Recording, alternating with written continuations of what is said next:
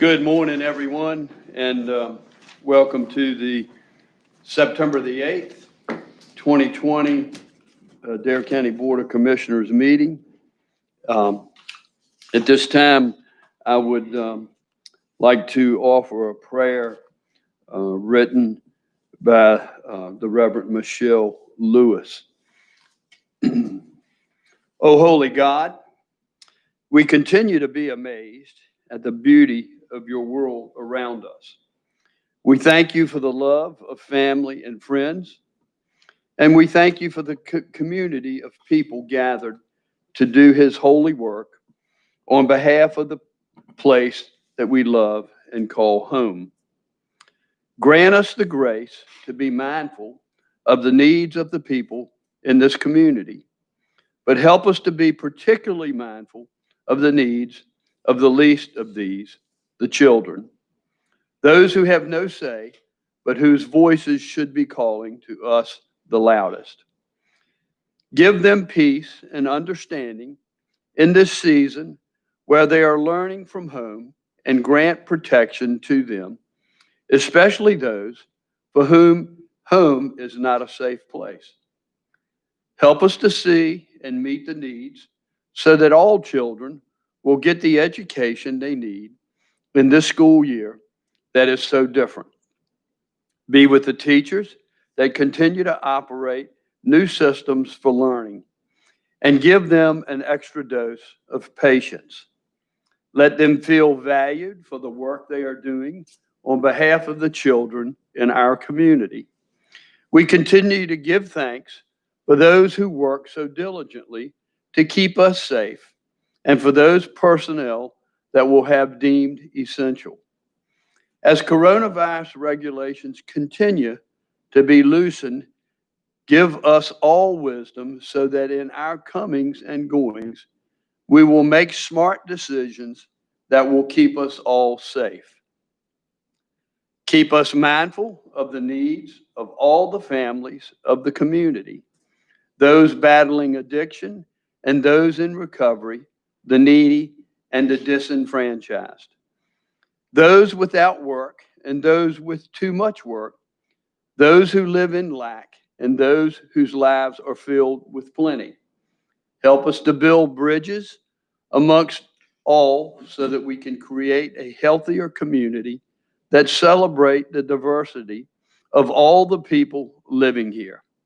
We thank you for your love, grace, and mercy. Help us exhibit this into the world that we would be your light shining in dark places. And we thank you in advance for guiding our work on this morning. We pray all these things in the name of one called Holy, Redeemer, and Lover of the world. Amen. May we stand for the pledge. I pledge allegiance to the flag of the United States of America and to the republic for which it stands, one nation, under God, indivisible, with liberty and justice for all.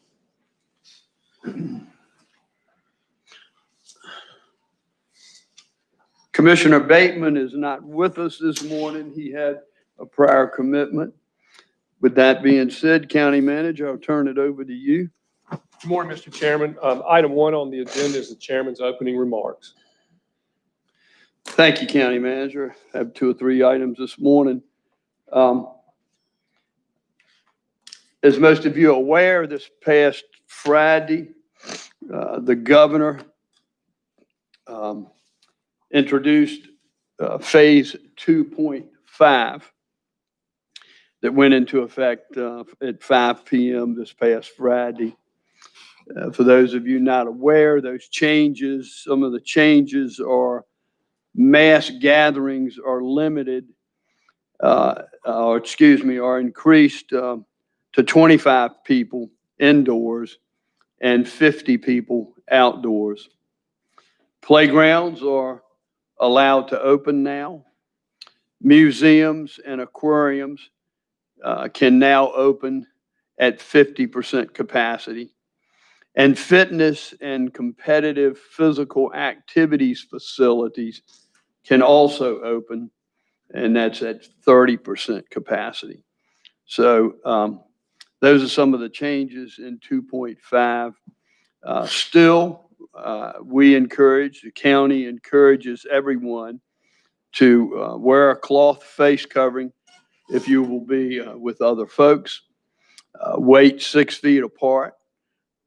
Certainly avoid close contact, and wash your hands often with soap and water for at least 20 seconds, or use a hand sanitizer. For detailed info about the state's Safer at Home 2.5 phase and other COVID-19 information, you can visit our website at darenc.com/COVID-19, or you can actually call us at 252-475-5008 if you want any further information with respects to the state Safer at Home policy. I want to once again encourage our folks. Every 10 years, the census takes place. 2020 census has been going on for some time now, and September means it's the final month for residents to respond to 2020 census. With less than the month to go before the deadline, it's estimated that about 20% of their households have not yet participated. And I want you to know that this has impact for our highways, funding for our public health and school needs, and support for everything from emergency personnel of families in crisis. Census results affect our community every single day. Responding is safe. It's easy than it's ever been before. It only takes about 10 minutes, and you can complete this by phone or online at my2020census.gov to get started. Or you can dial 1-844-330-2020 to complete this census by phone. So it's important to be counted. So I encourage those of you that have not done this to date to please do so. Next item I have is very, very encouraging. As you know, all over the country, there are all kinds of bills going on to try to help municipalities and counties to deal with the COVID-19 shortfalls in budgets. And this, I'm very, very pleased to announce that Governor Cooper committed last week to sign House Bill 1105, the Corona Relief Act 3.0, and he promised last week to sign this into law. As a result of this, by a lot of effort from Speaker Moore, from our very own House Representative Bobby Hoenig, and our Senate Representative Steinberg, help encourage both the House and the Senate, along with Speaker Moore and the governor. This was a nonpartisan issue and bill, and I'm pleased to report, some of you probably already know this, but as a result, the Roanoke Island Historic Association will receive $1 million in relief. This is one of the largest cash grants that REHA has ever received, and this is huge for Roanoke Island Historic Association because they, as you very well know, the season was shut down this season for COVID. So once again, this was a bipartisan bill of support throughout the House, the Senate, and the governor and the speaker. So it's a combination of a lot of work on a lot of people's parts, and I wanted to be sure to recognize those that went to bat for us, and with Representative Haney and Steinberg and the governor and the speaker. So this is huge, and I commend both Republican and Democratic constituents in the House and the Senate that made this happen and come to fruition. So I know that this will be a huge benefit for REHA. And then in closing, as we all know, this has been an incredibly busy summer on the Outer Banks. And these past 6 months have been extremely difficult for everyone. In spite of the challenges, those in Dare County, many of whom are very small business owners and workers, have stepped up to the plate and fulfilled their responsibilities to keep things running while doing everything possible to make our community as safe and as healthy as possible. And I just want to offer a thank you for those business owners, those workers, for all of their hard work this season. And it's the best possible given what we've had to deal with under the circumstances. So my hat's off to all the businesses and workers that have been through that. And then last and finally, I hope everyone had a very nice Labor Day weekend. I know the weather Saturday and Sunday was just phenomenal. And yesterday got a little warmer, but I tell you, it was a beautiful weekend, and I hope everyone enjoyed their weekend. So with that being said, we move into the fall, and hopefully we'll have some beautiful weather this fall. But County Manager, I'll turn it back over to you. Yes, sir.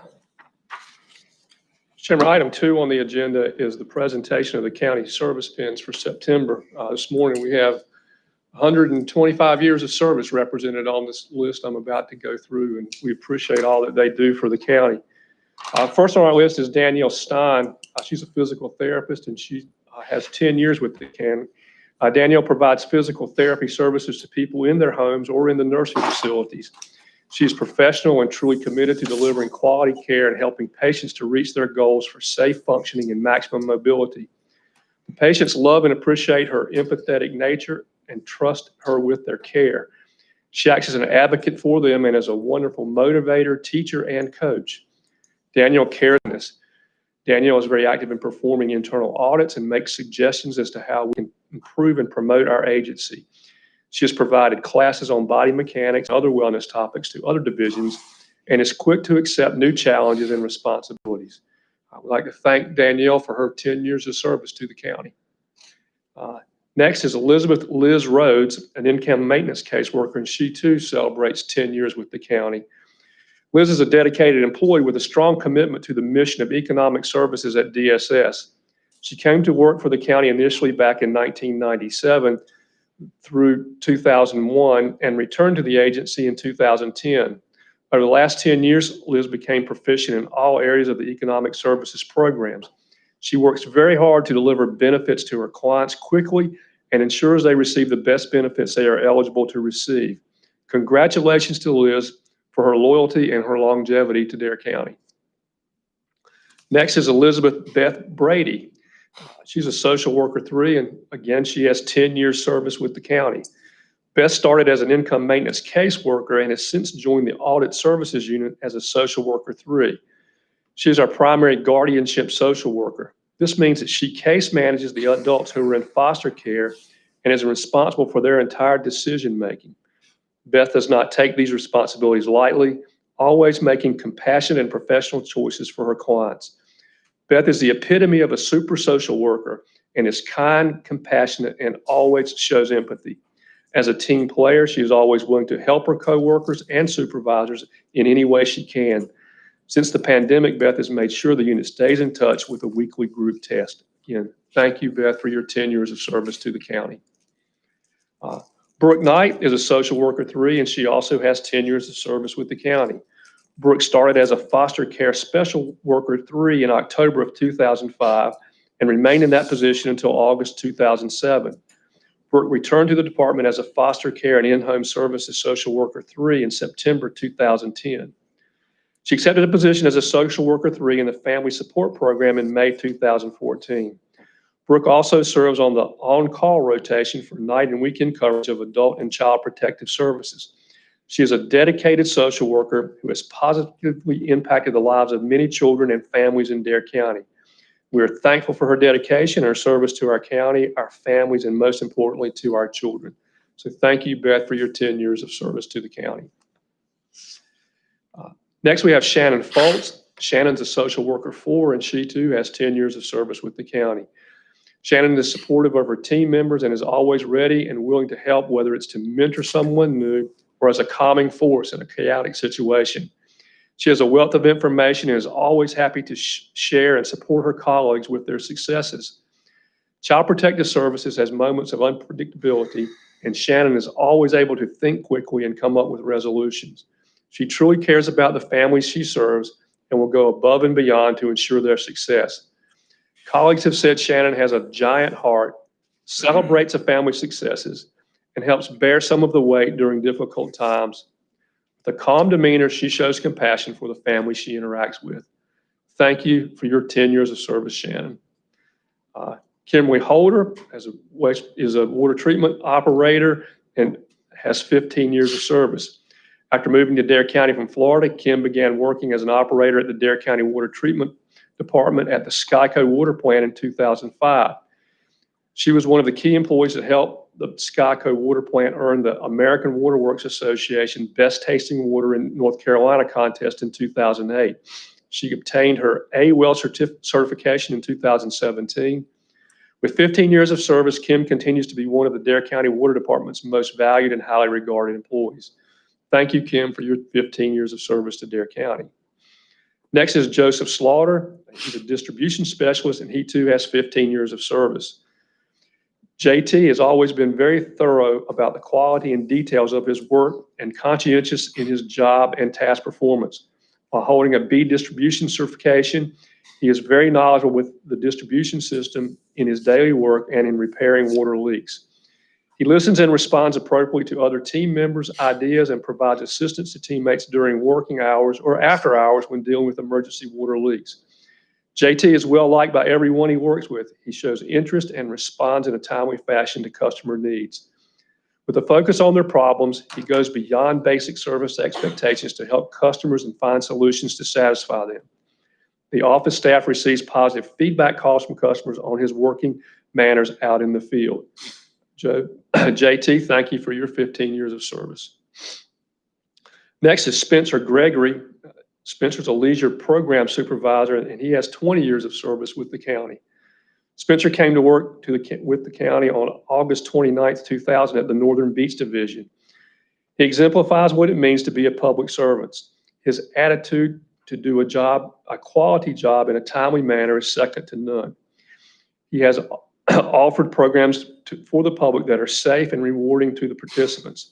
Spencer comes to work with a smile and the attitude of what can we accomplish today. Spencer has the ability to establish and maintain effective relationships with his peers as well as with the public.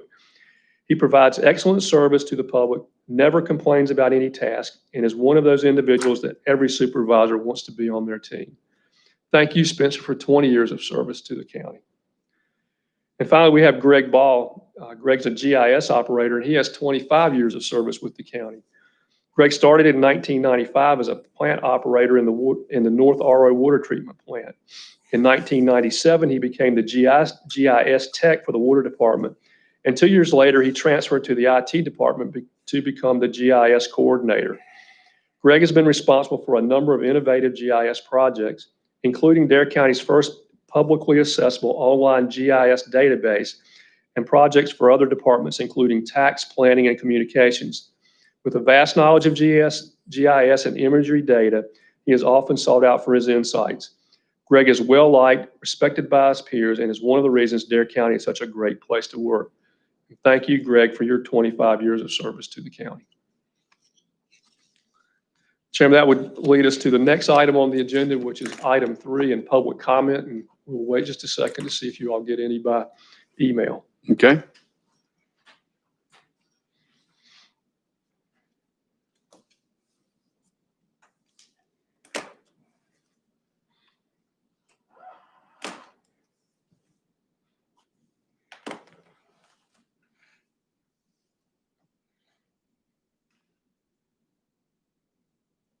Very good. Mr. Chairman, item 4 on the agenda is the appointment of a deputy tax collector.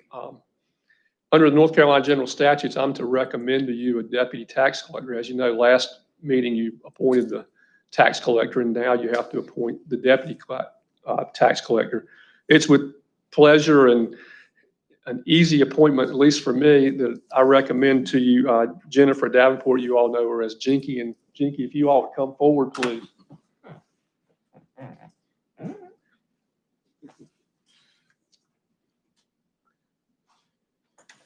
So Jinky's been with the tax department, I don't know how long, forever. And she has a wealth of knowledge and gives us complete confidence. You know, if Becky's not there for some reason, then we don't miss a beat. We go on and we do what we do, and she does what she does. And the tax department runs well because of her and her talents, and we certainly appreciate it. So again, it's an easy recommendation for me to recommend to you that you appoint Jennifer Davenport Jinky as our deputy tax collector. You all will need to make a motion to make that appointment, and then Cheryl will swear her in. Move to approve. Absolutely, absolutely. I'll second that. Motion on the floor by the Vice Chairman Overman. It's been seconded by Commissioner Tobin. Any further discussion? Yes, I would like to say, I've known her for years. We used to be neighbors, and she's one fantastic person with a great family. Thank you. Thank you, Commissioner. Anyone else? Those in favor of the motion signify by saying aye. Aye. Opposed, like sign. Motion carries unanimous. Congratulations, Jennifer. The clerk will swear you in. Thank you.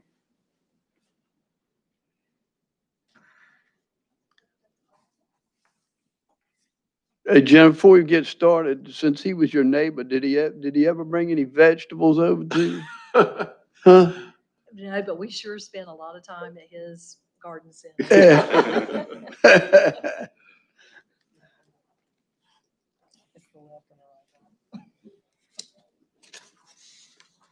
I, Jennifer Davenport,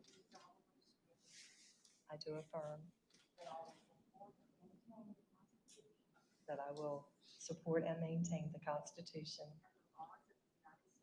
and the laws of the United States and the Constitution and the laws of North Carolina, not inconsistent therewith.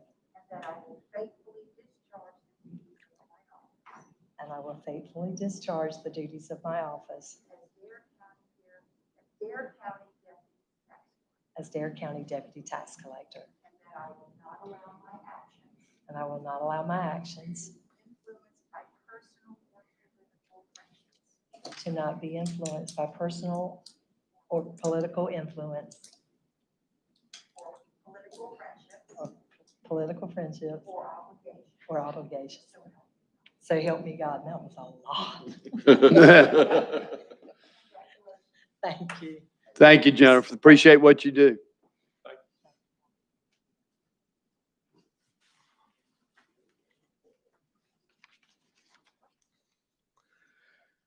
Chairman, item 5 on the agenda is a proclamation for Constitution Week, and with your permission, I'll read the proclamation. Please do. Okay, this is a Constitution Week proclamation. Whereas it is the privilege and duty of American people to commemorate the 233rd anniversary of the drafting of the Constitution of the United States of America with appropriate ceremony. And whereas Public Law 915 guarantees the issuing of a proclamation each year by the President of the United States of America, designating September 17th through 23rd as Constitution Week. Now therefore be it resolved that the Dare County Board of Commissioners do proclaim the week of September 17th through 23rd, 2020 as Constitution Week. Witness whereof, I'm hereunto set my hand and seal of the County of Dare to be affixed this the 8th day of September 2020. Robert Woodard, Chairman. Move to approve. There's a motion on the floor by Commissioner House to approve the Constitution Week proclamation. Is there a second? I second it. I'm sorry, it was Commissioner Tobin seconded. Any further discussion? Hearing none, those in favor signify by saying aye. Aye. Opposed, like sign. Motion carries unanimous. Chairman, item 6 is the 2021 through 27 Water Capital Improvement Plan, and Dave and Pat Irwin, our Water Director, will present that for you, as well as number 7. Item 7 is the contract and budget amendments for the animal shelter and the COA construction projects, and Dave will present that. So I'll Okay. give the podium over to Dave. Good morning, Dave. Good morning.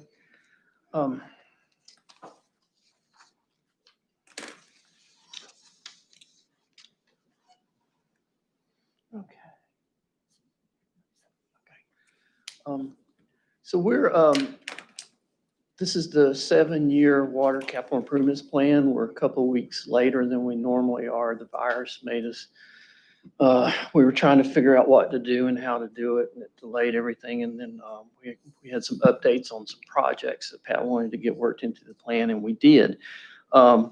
We do this plan in conjunction with the water rate model.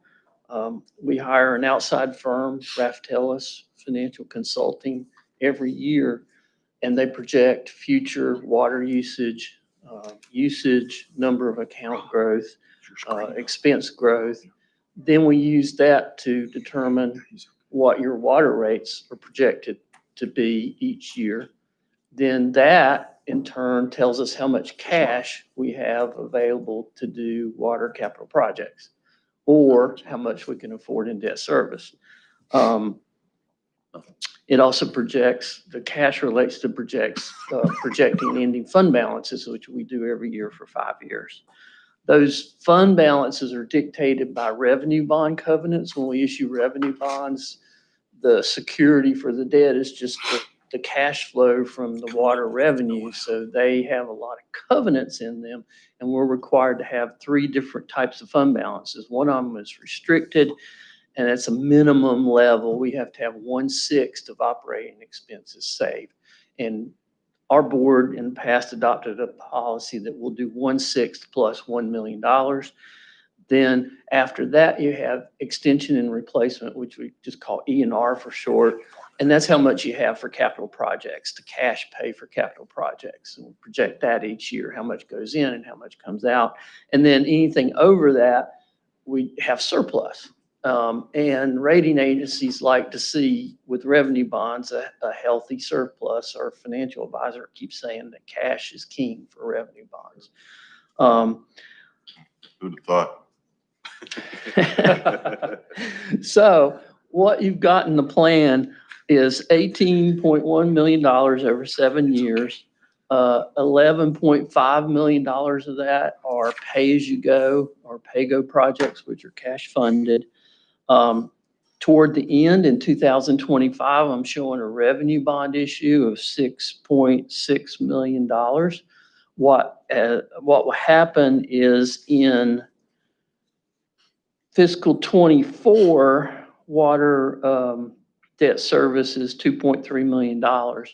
Then one of our old issues falls off for fiscal 25, so that the scheduled debt service is $1.5 million. If we did $6.6 million over only a 10-year term, that would take the annual debt service back to the 2.3.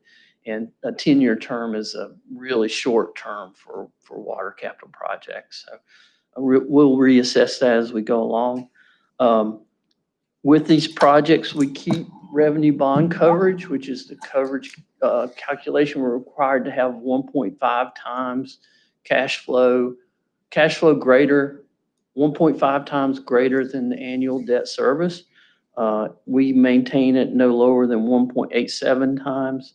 The model, we did 3 different scenarios with water usage decreases rate related to COVID-19. We ended up taking the least dramatic one, but that least dramatic one still used 15% decreases for April and May and 7.5% decrease for June. And our actual March 1st through June 30th was a 3% decrease. And if you take that through the end of August, we're at a 2.5% decrease. So when we redo all this next year, it will look better. Our beginning with this plan, our beginning fund balance is our extension and replacement is 12.7, and at the end of the model, it's 11.5 million. And then in total, it's 27.1 million, and it ends at 25.1 million. You referenced earlier, David, just clarifying, the 3 funds the E&R fund, there was a surplus fund, and there was something else. Restricted. Restricted. What are those three amounts? Are they combined and totaled into the 25.1 million ending? Yes, the What- 25.1 is the total of all of them. On the detail sheet, Yeah. it shows the E&R and the total. I don't have the others in here. I know Okay, I was just trying to break the three out in my head. Okay, I think around $2.5 million. that would be $1.5 million plus $1 million that we Yes, sir. defined as needed. Okay, Right. thank you.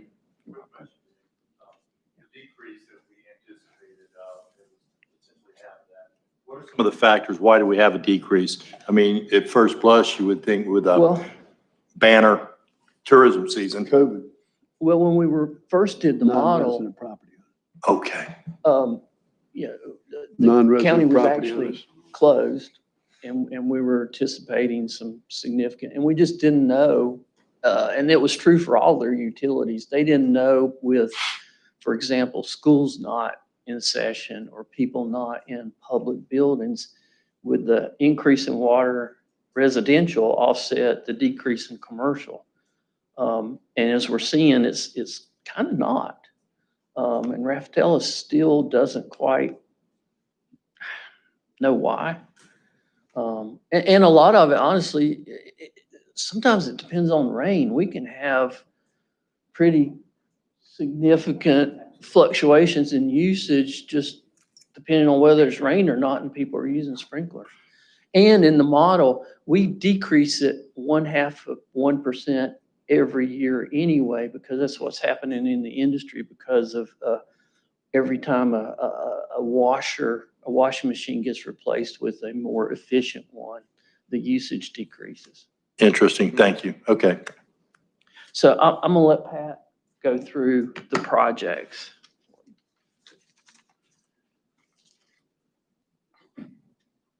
Good morning, Pat. Good morning. I can say that Cape Hatteras, though, as a retail section of the water department, has had a banner year, except for the beginning, in April and May when COVID first started. But through the summer, Cape Hatteras and Rodanthe and Frisco plants have done probably 3 to 4% higher this than last. Okay.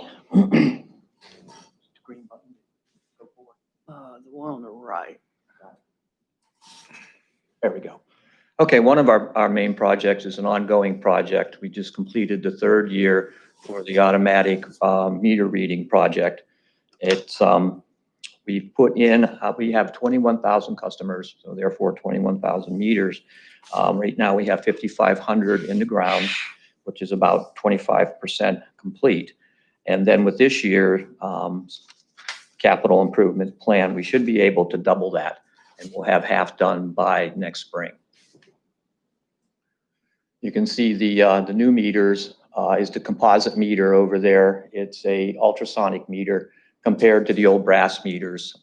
They don't rust.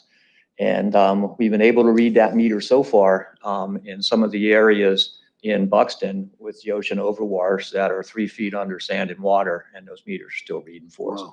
So it's going to be a great boost to us, Cape Hatteras.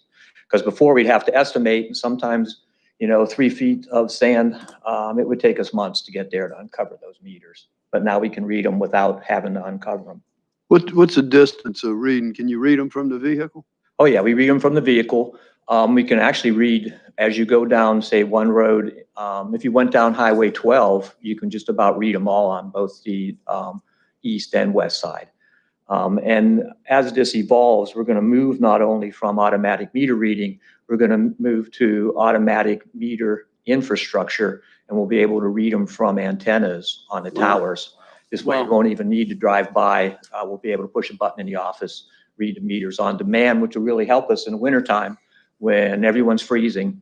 It's not so much the frozen pipes, it's when they thaw out, we find all the leaks, and we'll be able to tell immediately and call customers about leaks. That's Great. probably, That's awesome. once we get them in, it'll be another 2-3 years for the infrastructure.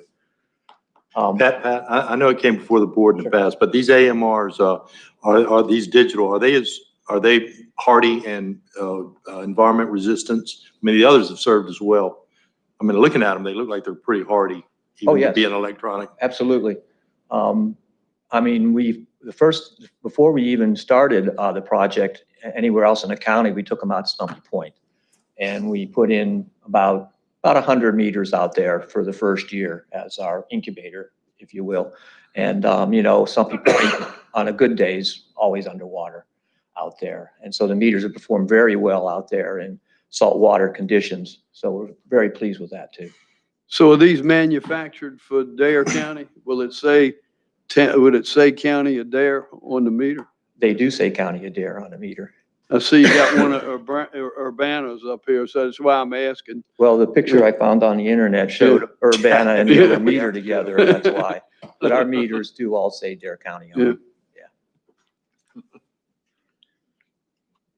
Moving on, our next project is, and this project will take place over what we'll call the off-season between October and March. The reverse osmosis plant, the original trains were the trains 1, 2, and 3, and they each did 1 million gallons a day. Now those trains are 30 years old.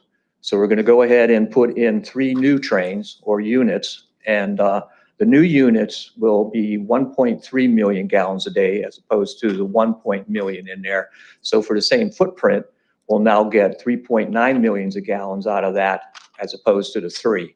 So the state likes that, we like it. We do get very close in the summer season. We can make 10 million gallons a day in the regional system. And sometimes we use now 9.5. And of course we have storage that is greatly helpful, but it's, you know, we're getting very, very close. So that extra 900,000 is going to help us greatly. So also on this slide is the completion of the microfiltration project at Skyco, but that's not going to occur till 2025. We also, of course, every time we come before you every year, we're always going to have our elevated tank maintenance and paintings. Here we have 8 elevated tanks that'll get painted for 1.76 mil, and it'll take place between 2021 and 2026, tank a year to get us through. Some places like inland of here can get by 10 to 15 years on a tank painting. We're 5 to 10 just because of the salt environment. Next year in 2022, we're going to have a supervisory control and data acquisition update to our SCADA computers. And of course, this is what runs our water treatment plants, all 5 of them, and also runs our distribution system, whereas all the tanks are connected and all the elevated tanks, once the water is in them, we fill the tanks up to a certain height and then the pumps cut off. And then when it drops, the pumps come on automatically. So that's part of the SCADA system that keeps the system running all the time. Excuse me. Can those Sure. systems be hacked? I'm sorry? Oh, can it? I would say about anything could be hacked. I would refer to Matt on that. We've never have been hacked on anyone coming into and starting and stopping pumps. You know, we could take it out of automatic also. You know, all of our equipment, you know, when the power goes down and we get a power strike, we sometimes can't operate the SCADA system, but we have motor control panels in all the plants. So we just have a hand off and auto switch so we can turn things on manually. So if something did get in, or say a bug got into it and destroyed our control system, we can run it manually. Got it. Thank you. Okay, we're going to be changing out the membranes. That's the life of a reverse osmosis system. Those membranes are 40 inches long, 8 inches in diameter. And as I showed you on the first slide, the long tubes are pressure vessels. And there are 6 of those membranes in each pressure vessel. And we'll be changing them in Cape Hatteras this year, the North RO plant in 2022, the Mac Midget plant or RWS plant in 2022, and Stumpy Point will get new meters in 2022 also. I mean, sorry, not new meters, new membranes. Pat, how long does a membrane last? The membranes, it depends on the amount of salinity. We get our membranes probably from 7 to 10 years life out of them.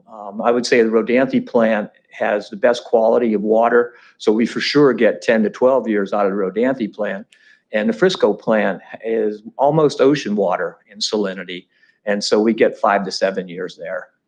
Good. We got an emergency generator replacement. The Rodanthe plant will have an emergency generator. It's 25 years old. The plant was started in 1995. It'll be replaced, and the North RO plant generator will be replaced. It's 30 years old. Of course, we know how important our emergency generators are to us during the hurricane season. So that's a quick summary of some of our capital improvement plans over time. Great stuff. Yeah, thank you. Okay. Great stuff. Thank you, Pat. You're welcome. Thank you.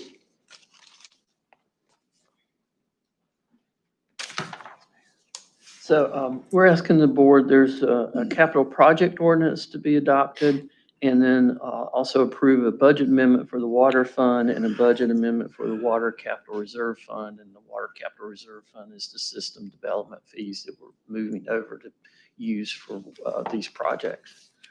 Okay, what's the pleasure of the board? Move to approve. There's a motion on the floor by Commissioner House to adopt the capital project ordinance, the budget amendment for the water fund, and the budget amendment for the water capital reserve fund. Is there a second? Second. Second by Vice Chairman. Any further discussion? Hearing none, those in favor of the motion signify by saying aye. Aye. Opposed, like sign. Motion carries unanimous. Dave? Thank you. Item number 7, part 1 is for the animal shelter construction project. Part 2 is for the COA construction project. On the animal shelter, we're asking the board to approve 8 contract change orders, which is a lot, but the first 7 of those reduced the project price by $160,747. And I have to give a lot of credit to Alex and Stephen, who are on site for Whiting Turner, and Brett Johnson, our project manager. They've worked through all these changes and discussed all of them with the SPCA, who is okay with all of these, and gone through to get these project savings for us. Number 8, or the 8th one, is to add $83,182 to pave the entrance drive from Airport Road to the building.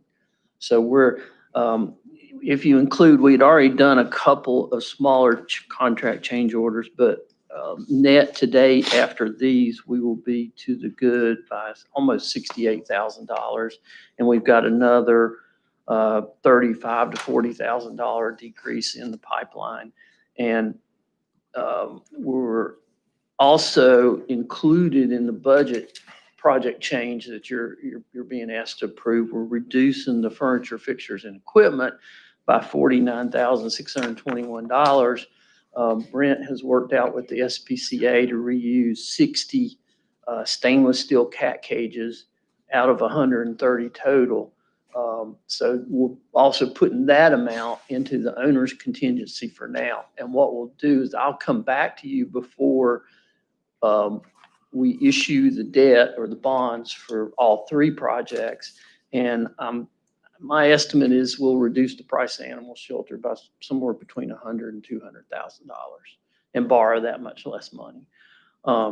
Now, in the College of the Albemarle, what you have is guaranteed maximum price, or it's a contract change number 1 for the guaranteed maximum price to Barnhill Construction for $369,032 for the demolition of everything on the site except for the professional arts building.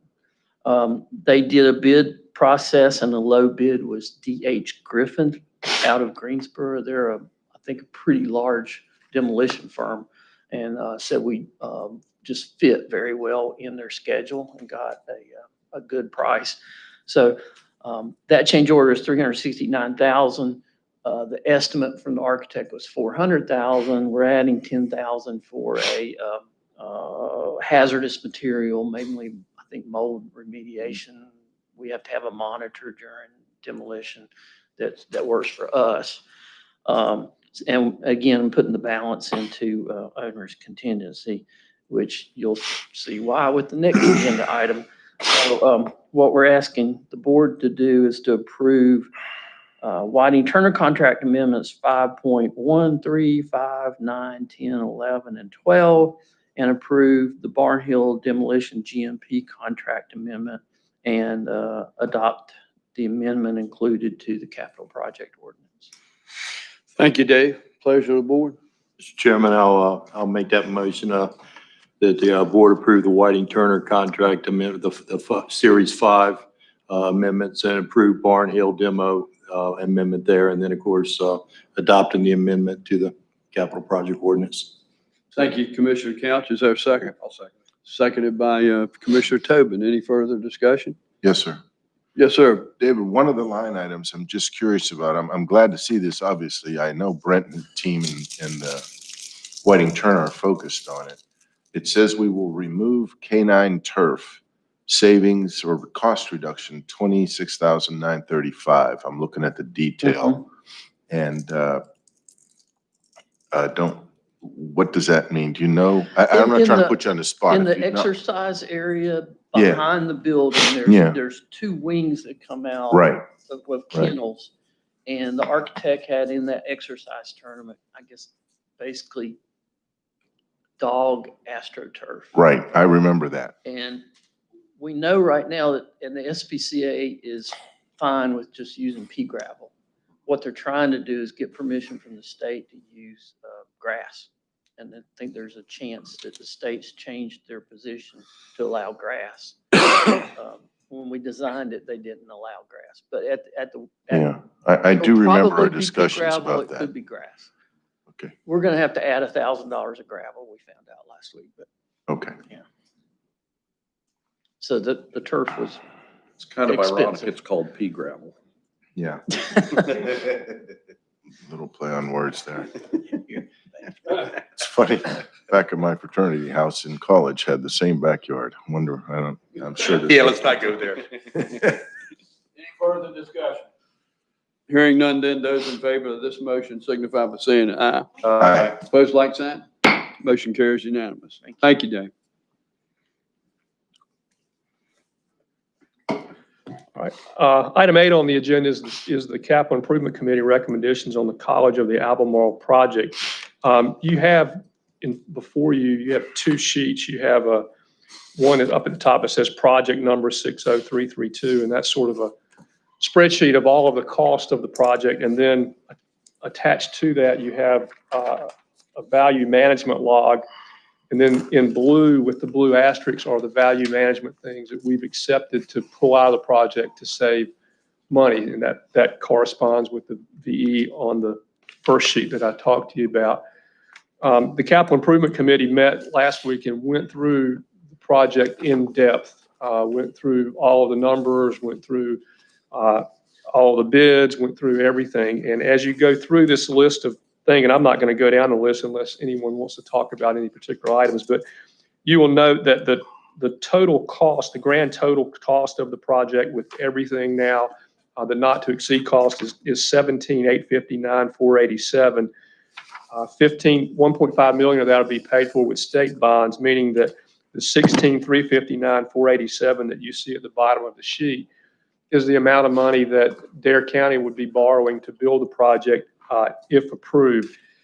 That number is a not to exceed number. We have made it clear to everyone that there is no more money, you can't exceed that. And so that number is a number. It's our hope, and there is some expectation that maybe we can save some more money off of that as the final bids come through. But this number is the highest number that it could be, and if it improves something, that would be good for us. If you approve this today, then the demolition would start Monday. You'd start putting up the fence and all that next week to get the project going in earnest. The Capital Improvement Committee, there's a third sheet that you have, and it's sort of our affordability model. And the long and the short of that affordability model is that the Capital Improvement Fund can afford the $16 million debt that we just talked about. When you go down and look about middle way of the page, you're looking at fund coverages, and what our goal in those fund coverages is what, Dave? 0.5. 0.5. And so in 2021, we'll be down, to 0.49 or so. But after that, our coverage is improved by more than 0.5. So we're in good shape in the capital improvement fund, even with this project in it at this number. I will tell you that 0.5 coverage is a good thing for us. In 2008, it was like 0. And so we're able to maintain a good, healthy balance in our capital improvement fund as we go forward, and these coverages reflect that. Remind us, if you would again, Bobby, of the 5, what does that definition mean, coverage? It's 0.5. Go ahead, Dave. Your ending fund balance is half of what we need for annual debt service. So if all revenue went away, we'd have enough fund balance to pay half of debt service. And debt service is approximately, do you remember how much that debt service is in 2021? I'm not trying to put you on the spot. I can check with you after the meeting. That's the debt That's the debt, but you can issuance.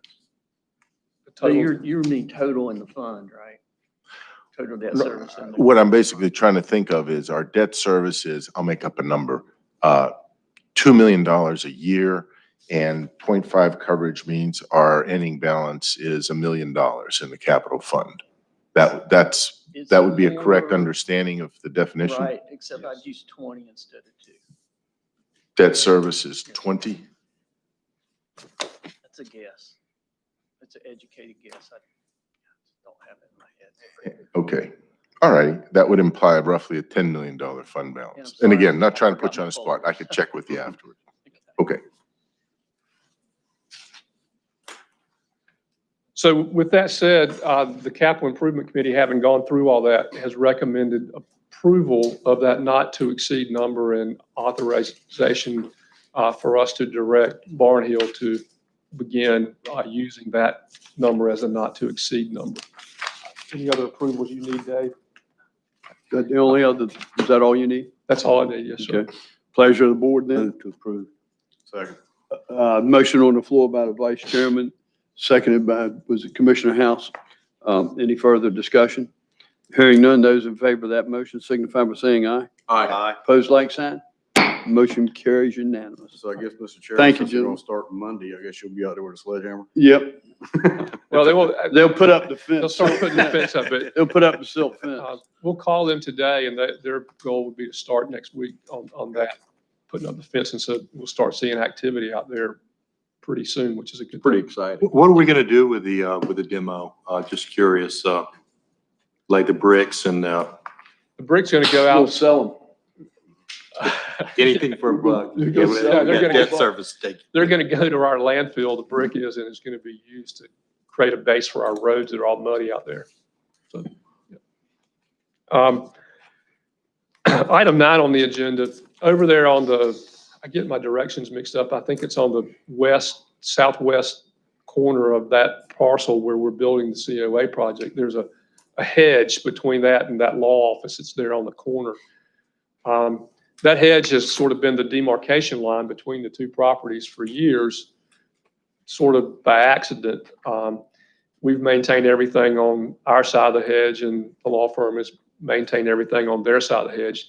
However, when you go and really look at the deeds, that little piece of land between the hedge and the boundary of the law office is owned by Dare County.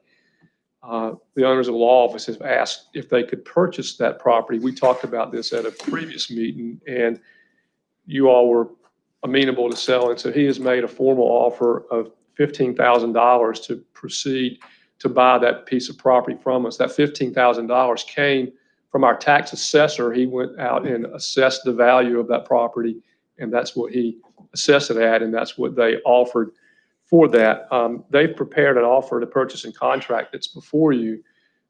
We're not going to approve that contract. We're going to need to make some changes to some language in that contract, but you would need to approve or authorize the sale of that property for $15,000. And then you would need to authorize us to adopt the resolution that's required by GS 160-269 that allows us to, one, declare the real property surplus, and then two, under 168-269, sell it. There's a bid procedure where you have to go through and you do this resolution telling the world that you intend to sell it, and then anybody that would like to buy it and bid higher can come in and bid higher for it under a process. Assuming nobody does, then at the completion of that process, we'd be authorized to execute the documents necessary to close. So need approval of the resolution, authorization for me to amend and sign the contract, and then we would move forward with the sale. So moved. Okay, there's a motion on the floor by Commissioner Tobin. There's a second by Commissioner House.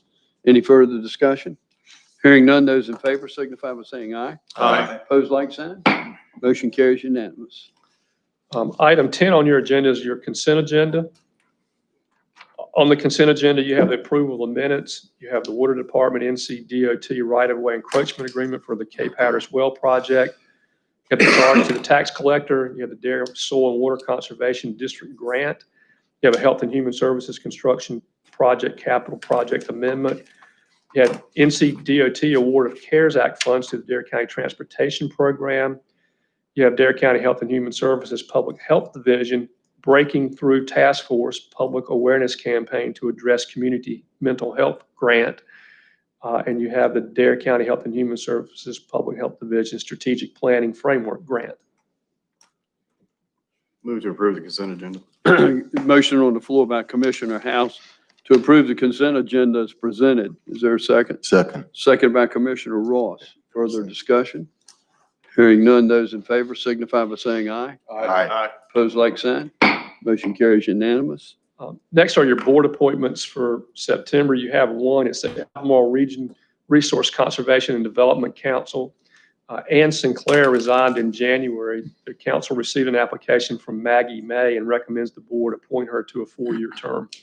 Recommend the appointment of Ms. May. There's a motion on the floor to appoint Ms. May. Is there a second? Second. Seconded by Commissioner House. Any further discussion? Hearing none, those in favor signify by saying aye. Aye. Opposed, like sign. Motion carries unanimous. And then your upcoming board committee and appointments, you have none in October. In November, the Older Adult Services Advisory Council will have one term expiring. In December, you'll have several. You have the Equalization and Review Board. You have 5 terms expiring there. You have the Nursing Home Community Advisory Council, DC Joint Committee Advisory Committee. You have 1 term expiring. You have the Parks and Recreation Advisory Council. You have 1 term expiring. And you have the Special Motor Vehicle Evaluation Review Committee with 3 terms expiring. And with that, Mr. Chairman, that would be your agenda. Thank you, County Manager. That brings us to item 12 on the agenda, and that's Commissioner's business and Manager's business. And I will ask Commissioner Couch if he would kick that off today. Yes, sir. Thank you, Chairman. That's a pretty phenomenal group of PIN recipients, not just the longevity.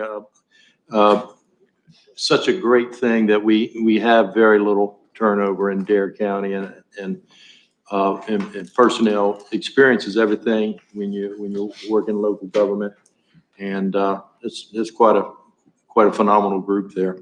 Don't have anything to add other than business is screaming down there on the lower end, South Banks, and I've been encouraged to seeing the numbers, the economic numbers that have been coming through on the A39, the A40, and land transfer. I'm sure you guys saw the land transfer numbers. That's quite a dynamic. A great time to be a real estate agent. If you're not making money in sales, you're just lazy. That's all I have. Thank you. Thank you so much, Commissioner. Vice Chairman?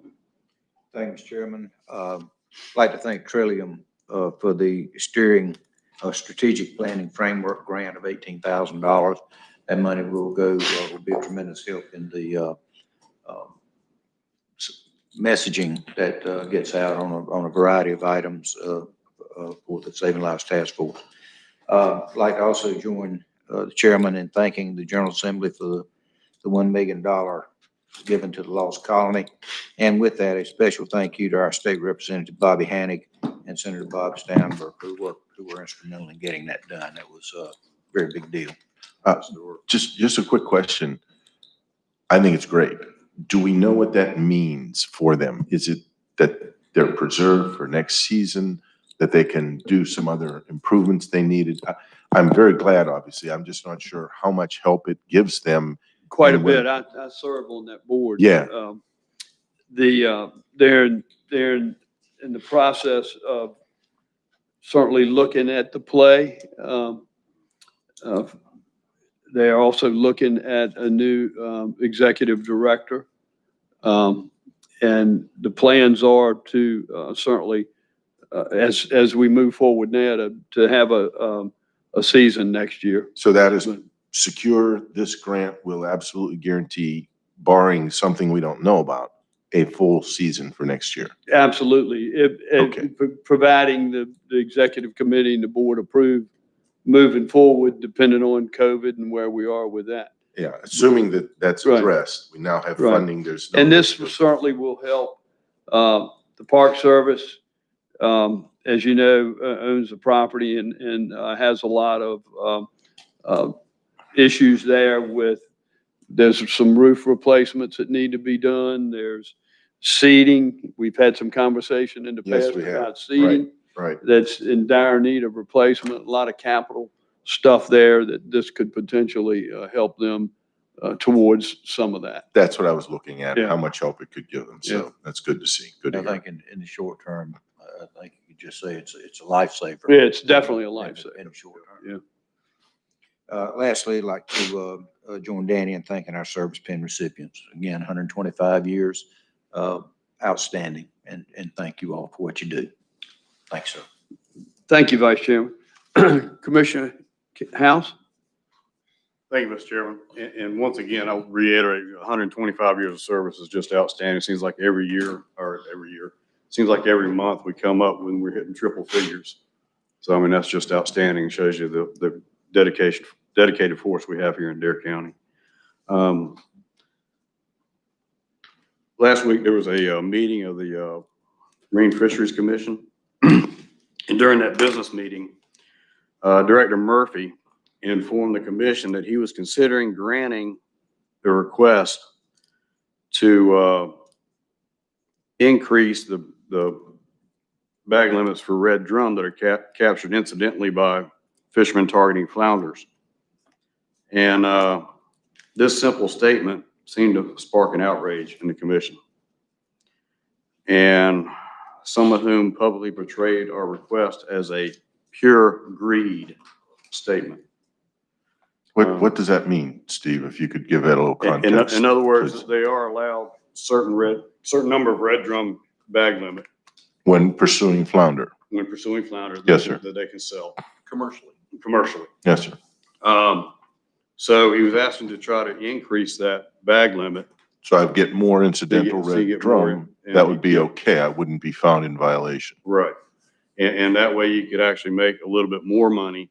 And that was attacked is what you're And saying. that was attacked I by got you. a pure Okay. greed Yeah, grab. just wanted to understand.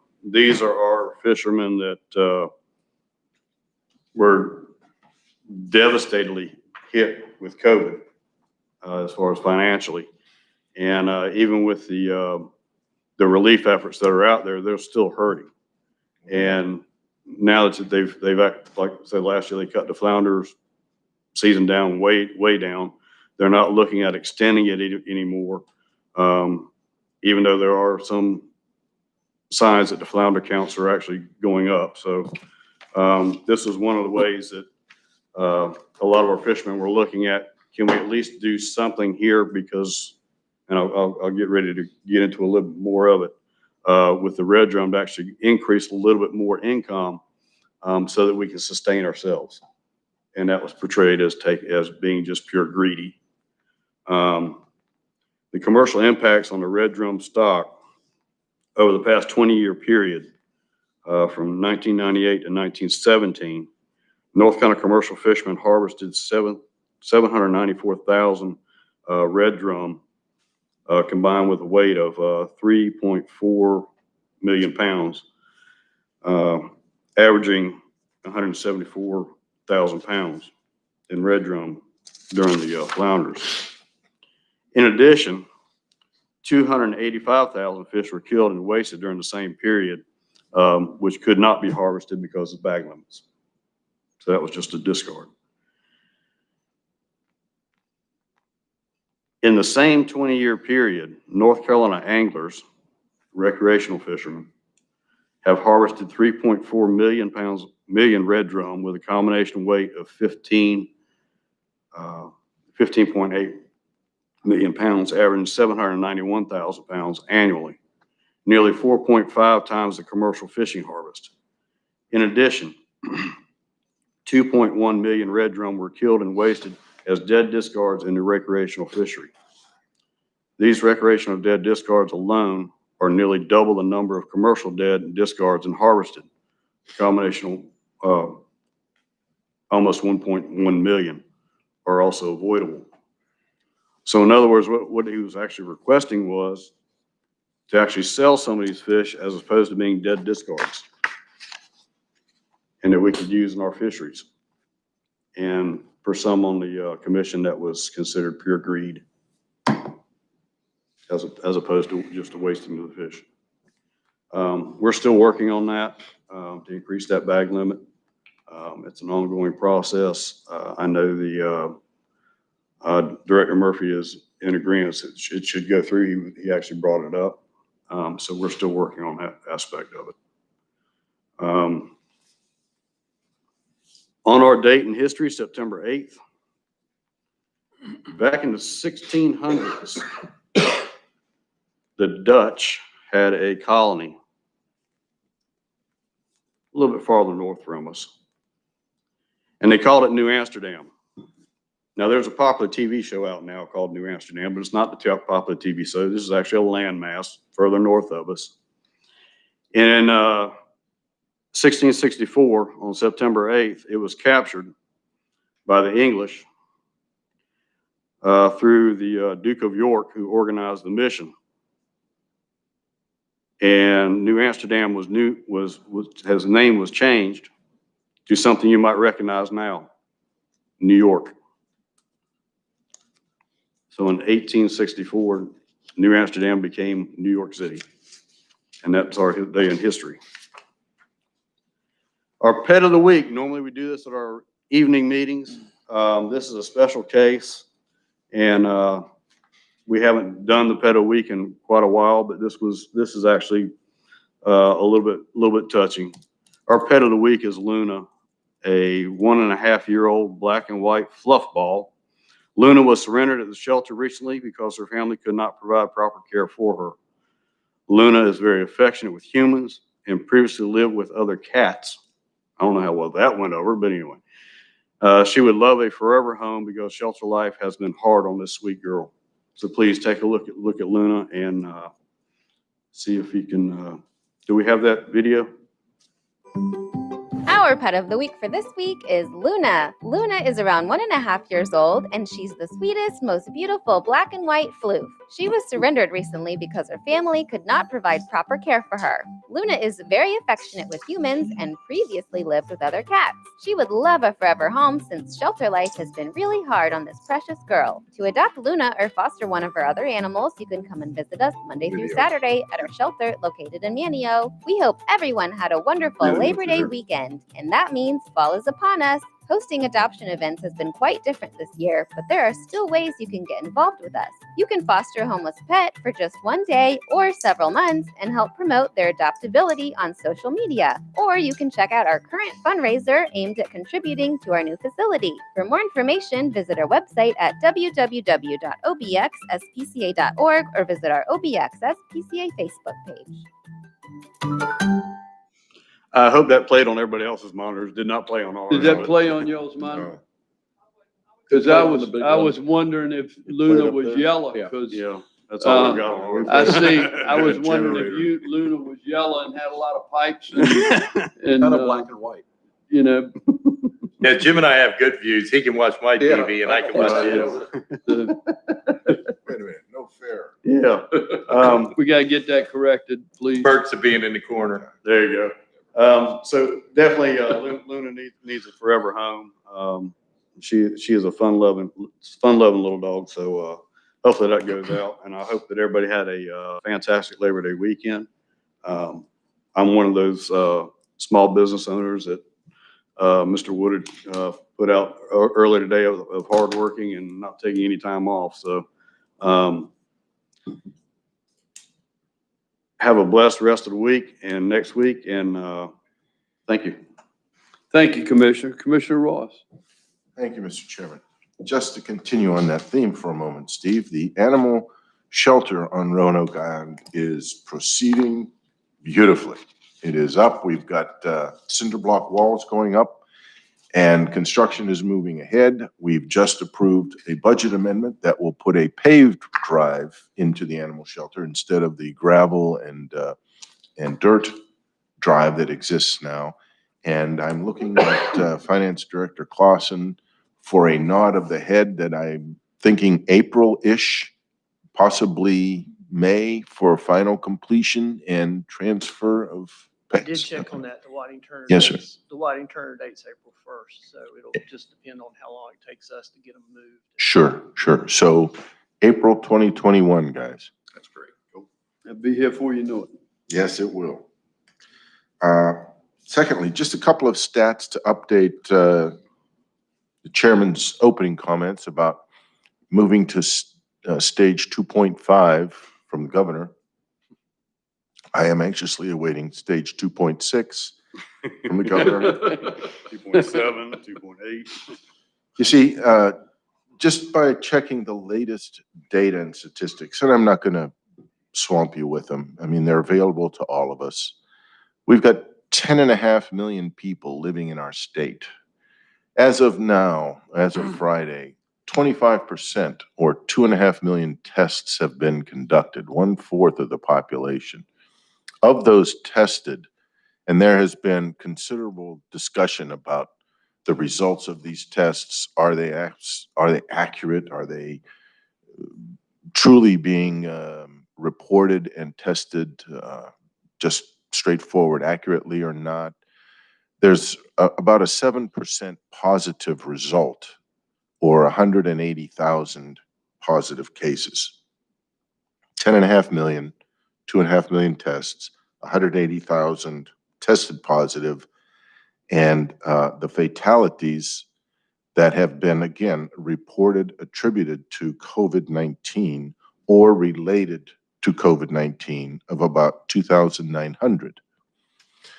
Of the 2,900 deaths, 0 deaths have occurred in people under the age of 25.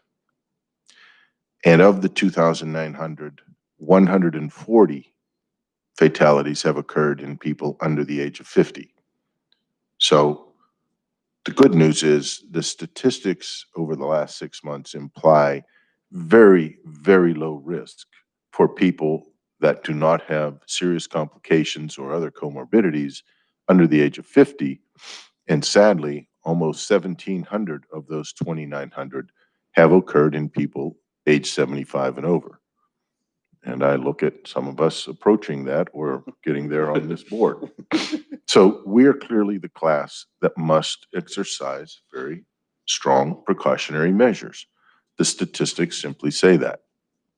So in leading into my next comment, I have been in contact with our Board of Education and following on with Superintendent Farley, Associate Superintendent Kinzel, and their staff about the status of Dare County schools.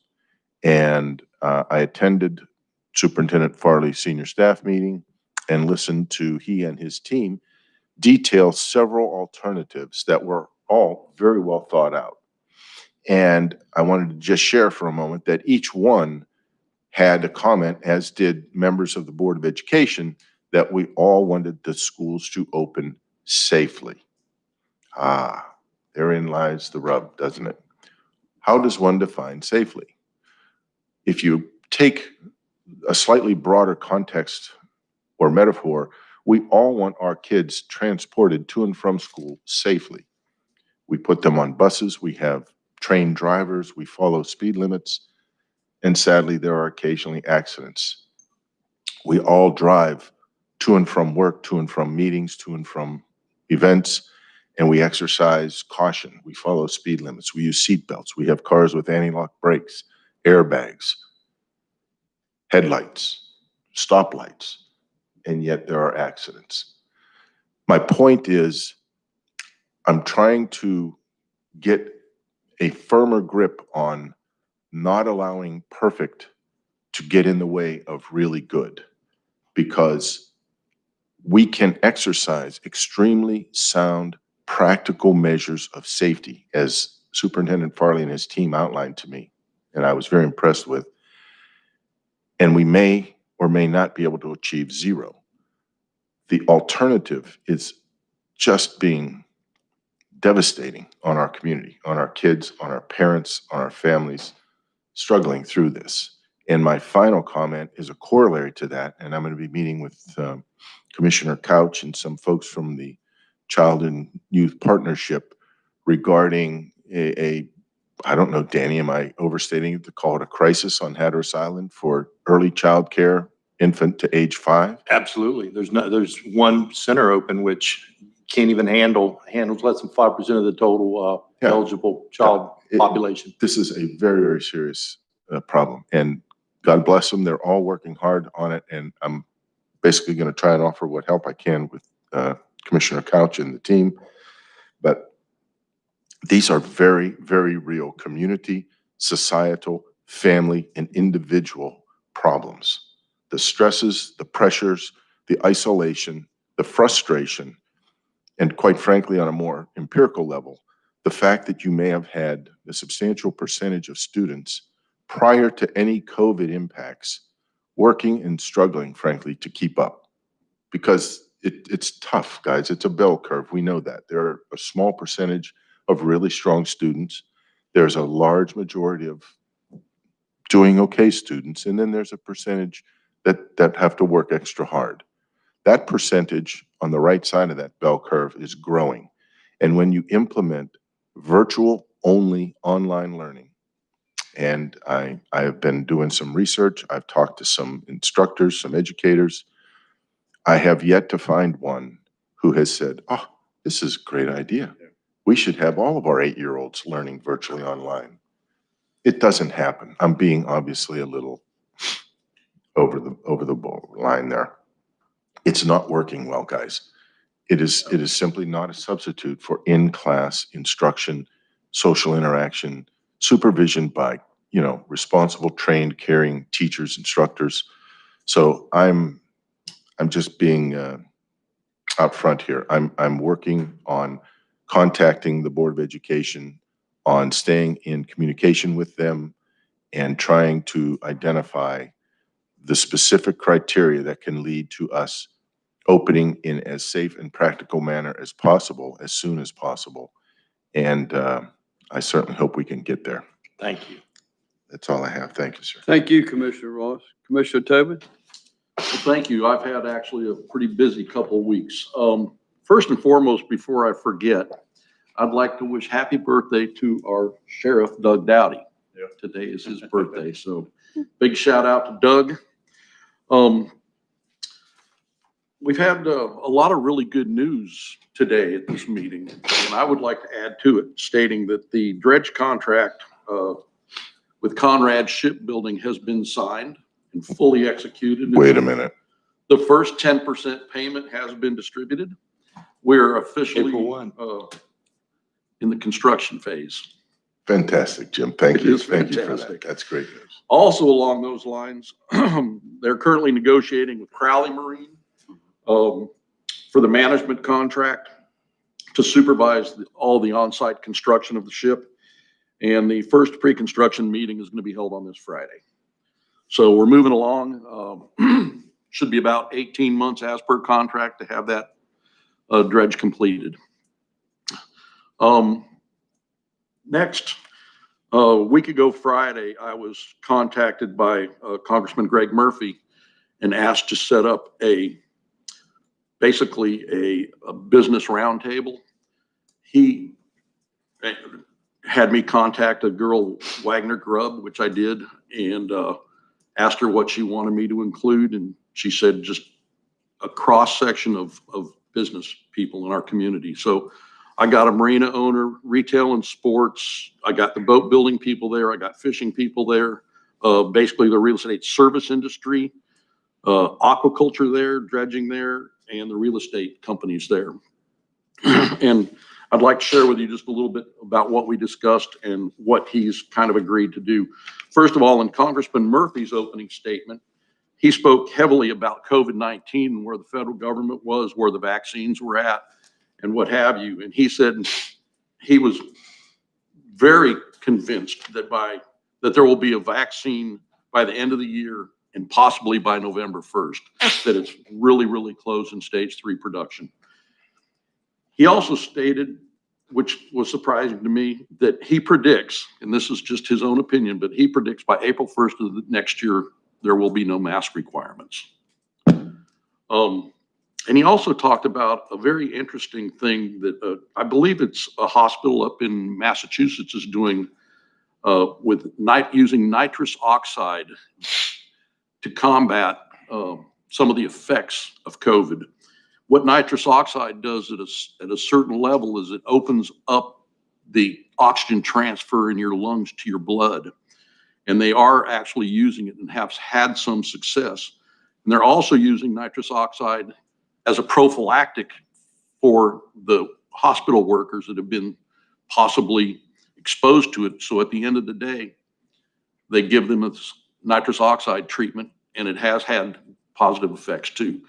Is that So- the same as laughing gas? It is laughing gas, and it makes everybody happy. Yep. So it's interesting. It's not an approved thing yet, but they're working on it, and he just wanted us all to know about it. So as we went on in the meeting, we talked about dredging. We talked about increased federal funding for dredging, and also for making Hatteras Inlet a federal inlet. We've talked several times about that. And that's real important because if Hatteras Inlet is actually designated as a federal inlet, we'll be able to get federal funding for it. He didn't know that there was a Coast Guard station down there, and he really didn't know that there wasn't a federal inlet. We also talked about the importance of the dredging and keeping these inlets open because the trawl boats can't come in with their catch, which when the fish aren't landed in North Carolina, they're being landed in Virginia. They transfer those fish quotas from North Carolina to Virginia. So it really does truly hurt us. There's also discussion about how fishing is being legislated, commercial fishing is being legislated out of existence because of so many regulations. And also there was talk about the shark issue offshore and how many fish are being destroyed by sharks and possibly allowing some shark fishing. Then we moved on and we started talking about what was going on in the retail, real estate industries and the service industries. The number one problem is labor shortages. This year they didn't allow foreign workers in, and that was a huge problem for our area. We pushed Congressman Murphy to speak about that and see if we can't get foreign workers back here.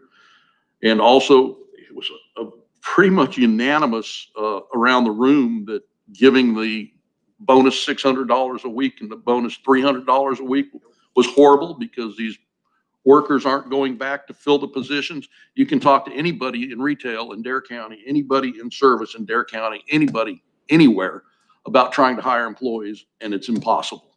I ran ads for 4 weeks, didn't get one response, not one response.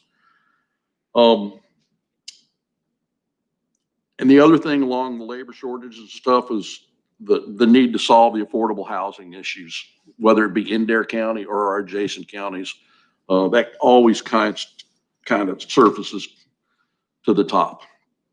And that was basically it. It was very productive. He actually spent 2 hours with us. And he also, I should mention, wants to set up a very small committee that meets with him on a regular basis to talk about the inlet issues and the fishing issues. So I think we made a lot of progress, and it was really good.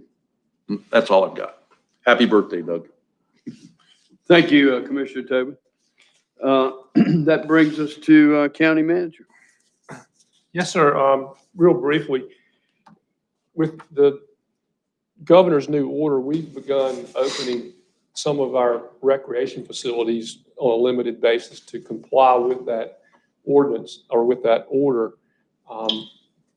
Tim has been in contact with Sheila in the health department to try to make sure whatever we do safely, we do it along her recommendations. And it may be that some of our restrictions may be greater than what the governor requires if it's safe to use those facilities. And so we're beginning on a limited basis to do that. For the people in the public that want to use those facilities, they need to go online to our website at darrenc.com and pull up the Parks and Rec page, and they'll have on there what they offer, what they need to do, how you get involved, all those kinds of things. But again, at some limited basis, we're starting to move forward with some programs and some of the things that we can do safely. Beyond that, the county is running under the COVID rules, and by all accounts is running smoothly, although not without our hiccups. It's certainly been a challenge with all that we're doing, but our employees are doing a great job. You heard about 125 years of dedication. Well, we got a lot more than that with the other folks that are here, and they're doing a bang-up job under the restrictions and problems that we have. I just want to comment, if I could. We do indeed appropriately respond to and recognize the service of those folks. What I just want to point out, we sometimes will overlook, and I know we don't mean to, is the environment, the culture, the supervision, and leadership from our county manager, his associate county manager. I'm looking at Dorothy Hester, the senior team. That makes a huge difference. So I know it's not called out often, but I wanted to congratulate you guys. Thank you for that continued effort and the kind of results that we see with those service pins. It's outstanding. So thank you for that. Thank you. And I will tell you, our department heads truly work as a team together. Just because you happen to work in one department doesn't mean you don't help and work out. We've had people crossing from one department to the other to do what needs to be done. And that's the teamwork that we get. And that's how we get the job done with all the issues that we have going on. So kudos out to our department heads for sure, and to our staff for all the things that they do. And that's all I have, Mr. Chairman. Thank you, County Manager. Public Information Officer, Ms. Hester, do you have anything for us today? Thank you. Anything else, Dave, for us from our Finance Director? Just Commissioner Rossett, numbers were 2021 debt service was 16 million, so the ending fund balance was 8. Hey, got it. Thank you, sir. Thank you. All right, with that being said, is there a motion to adjourn until September the 21st? So moved. Second. Motion by Commissioner Tobin has been seconded by Commissioner House. Any further discussion? Hearing none, those in favor signify by saying aye. Aye. Opposed, like sign. Motion carries unanimously.